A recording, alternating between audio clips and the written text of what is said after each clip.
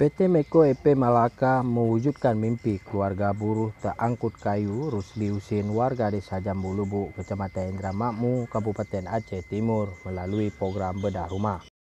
Rusli Husin berpasangan dengan Siti Hawa yang kesehariannya bekerja sebagai petani karet dan buruh angkut kayu.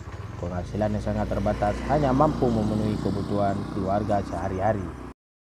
Ayah dari dua orang anak ini telah menetap di Desa Jambu Lubuk selama 24 tahun. Selama itu pula, dia tinggal di bekas rumah panggung milik ibu mertuanya yang kondisinya sangat memprihatinkan. Atap rumahnya telah mengalami kebocoran dan dinding telah mengalami kelapukan hingga hampir rubuh.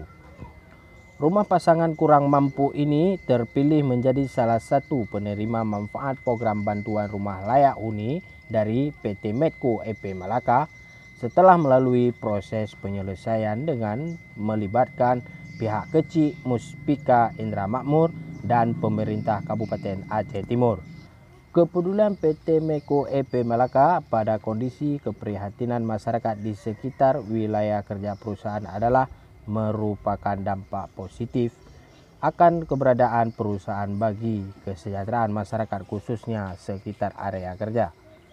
Siti Hawa, istri Rusli Husin, menyampaikan ucapan terima kasih kepada PT Meko EP Malaka yang telah mengubah rumah lapuknya menjadi rumah semi permanen.